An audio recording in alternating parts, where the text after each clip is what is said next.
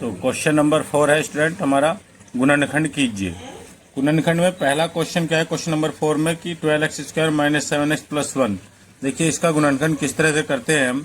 यहाँ पर फर्स्ट है 12x² माइनस 7x प्लस 1। इस टाइप के जो गुणनखंड होते हैं हमारी क्वाड्रेटिक इक्वेशन, ये द्विघात समीकरण कहलाती है ये। और इसका हम गुणनखंड किस तरह से करते हैं इसको समझिएगा आप। देखिए ये जो इस तरह के जो गुणनखंड होते हैं वो मोस्टली आपके आगे भी बहुत काम आने वाले हैं, तो इसको आप थोड़ा ध्यान से समझे। तो सबसे पहले क्या करते हैं, इसमें x² का हम गुणांक देखते क्या होता है। तो x² का गुणांक क्या है 12। x² का गुणांक कितना है 12। उस 12 की जो बिना x वाला पद यानी कांस्टेंट टर्म जो होती है उसमें मल्टीप्लाई करते हैं। तो यहाँ पर कांस्टेंट टर्म कितनी है 1, तो 12 की 1 में मल्टीप्लाई करेंगे, 12 1 जा 12 यानी 12 एकम 12 आ जाएगा।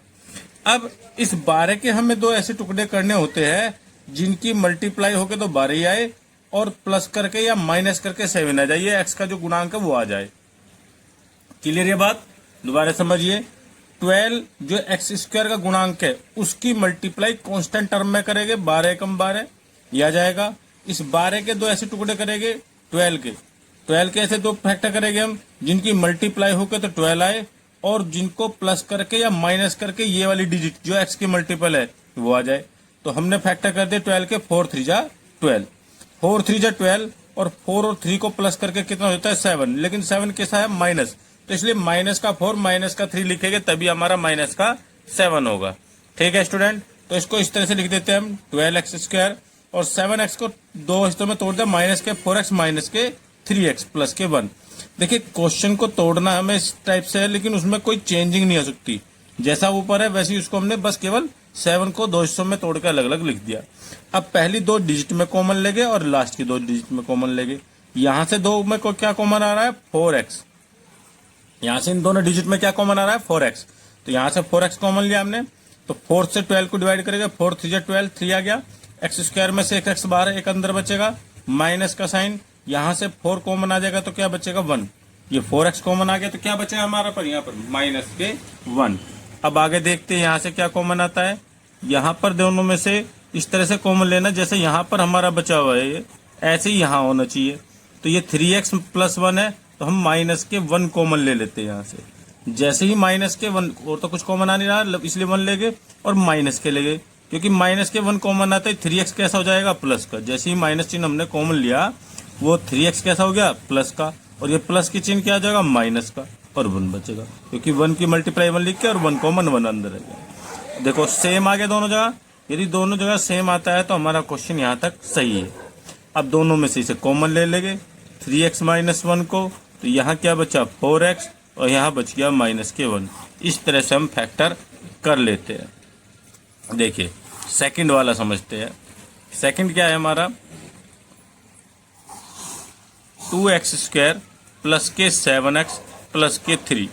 ठीक है, तो हमने क्या बताया आपको, जो x² का गुणांक है 2, इस 2 की इसमें मल्टीप्लाई करेंगे कांस्टेंट टर्म में 3 में, तो 3 दूनी कितना हो गया 6। अब इस 6 के दो ऐसे टुकड़े करने हैं हमें जिनको जोड़कर 7 आ जाए या घटाकर 7 आ जाए, मल्टीप्लाई होकर तो रहना चाहिए 6 ही। ठीक है, तो 6 के फैक्टर तो 2 और 3 है, लेकिन 2 और 3 को जोड़ने पर 7 नहीं आता। ठीक है, तो हमने करा 6 एकम 6 गुना हो के 6 ही रहेगा और 6 प्लस 1 करोगे तो कितना हो जाएगा 7। तो हमारे फैक्टर कौन कौन आ गए 6 और 1। अब किस तरह से लिखे देखिए 6x² प्लस 7x को दो हिस्सों में तोड़ना है, प्लस के 7 है तो प्लस के 6x और प्लस का 1x लिख दिया हमने। 6x और 1x कितना हो गया 7x और प्लस के 3। अब इन दो में कॉमन और इन दो में कॉमन लेंगे, जैसे हमने यहाँ पर लिया था दो में से। तो फर्स्ट 2 टर्म में से हमने कॉमन लिया 2x, यहाँ से 2x कॉमन आ रहा है हमारा तो x बच गया, प्लस 2 से 6 को डिवाइड करेंगे 3 और ये x को हमारा बाहर आ गया, प्लस अब इन दोनों में से क्या कॉमन लेते हैं, यहाँ से कुछ भी कॉमन नहीं आ रहा तो 1 कॉमन लिया, जब कुछ नहीं आता है तो 1 ले लेते हैं। तो यहाँ क्या बचा x प्लस और 3। इस तरह से दोनों जगह सेम है, तो क्वेश्चन मैंने पहले बताया यहाँ दोनों जगह यदि सेम आता है तो हमारा क्वेश्चन सही चल रहा है। अब यहाँ से दोनों जगह से हम x प्लस 3 कॉमन ले लेंगे, तो यहाँ हमारा क्या बचेगा 2x और यहाँ बचेगा प्लस के 1। इस तरह से हम इनके फैक्टर कर लेते हैं। ठीक है स्टूडेंट, आई होप आपको थोड़ा बेटर लगा होगा अब समझना। एक दो क्वेश्चन और करते हैं तो आपको समझ में आ जाएगा। देखिए थर्ड भी देख लेते हैं, फिर मैं आपको अलग से क्वेश्चन समझाऊंगा। 6x² प्लस के 5x माइनस के 6, ये है हमारे पास थर्ड। इसके फैक्टर करते हैं। तो मैंने क्या बताया आपको, सबसे पहले x² का जो गुणांक है 6, उसकी कांस्टेंट टर्म में मल्टीप्लाई करेंगे, 6 की 6 में मल्टीप्लाई हो जाएगी, तो कितना आ गया 36। अब 36 के 2 ऐसे टुकड़े करने हैं हमें जिनको जोड़कर कितना आ जाए 5 या घटाकर 5 आ जाए। ठीक है, तो 36 के फैक्टर कर लेते हैं। 2 एकम 2, 2 अट्ठे 16, 2 नम 18, 3 तिया 9, 3 एकम 3, ये फैक्टर हो गए। इनको ऐसे एडजस्ट करते हैं हम, जो 36 के ऐसे ये टुकड़े आ गए हमारे, फैक्टर आ गए प्राइम नंबर में। अब ऐसे एडजस्ट करते हैं दो संख्याओं में जिनको जोड़ के या घटा के कितना आ जाए 5।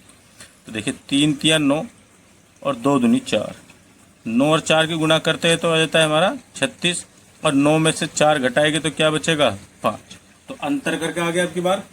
ठीक है ना, पहले दोनों बार जोड़ कर आ रहा था, अब की बार क्या हुआ डिफरेंस यानी अंतर।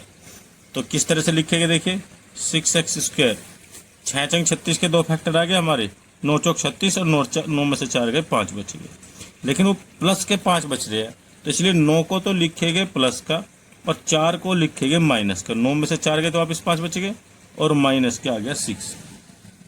ठीक है स्टूडेंट, अब यहाँ से और यहाँ से कॉमन लेके उसी तरह। अब देखिए यहाँ पे दोनों में क्या कॉमन आ सकता है, ऐसी संख्या जो दोनों को डिवाइड कर सके, 6 को और 9 को, तो 3 है और x तो दोनों में ही 3x कॉमन आ गया। 3 से 6 को भाग देंगे 2 बचेगा, 3 दूनी 6, एक 2 घात में से x बाहर एक अंदर बचा, प्लस 3 से 9 को भाग दे 3 तिया 9 और x बाहर आ गया। अब देखिए यहाँ दोनों जगह माइनस है, तो हमने यहाँ से माइनस चिन्ह कॉमन लिया, क्योंकि यहाँ बीच में प्लस है तो यहाँ भी बीच में क्या बचना चाहिए प्लस। तो और 2 भी कॉमन आ सकता है, 2 से 4 6 कट जाएगा, तो 2 से 4 काट के 2 दूनी 4x, माइनस चिन्ह बाहर प्लस हो गया, 2 से 6 को भाग दिया 3। ठीक है, दोनों जगह सेम आया, तो इसे हम कॉमन ले लेंगे। 2x + 3 हमने कॉमन लिया, यहाँ क्या बचा 3x और माइनस के 2। इस तरह से हम इनके फैक्टर कर सकते हैं स्टूडेंट। बाकी आप एक और क्वेश्चन बच रहा है, उसे आप अपना आप करके देखेंगे और कमेंट्स बॉक्स में हमें लिख के बताएंगे कि ये आपका हुआ या नहीं हुआ। आगे हम फैक्टर और भी समझाएंगे यदि आपको समझ में नहीं आता है तो। ठीक है, नेक्स्ट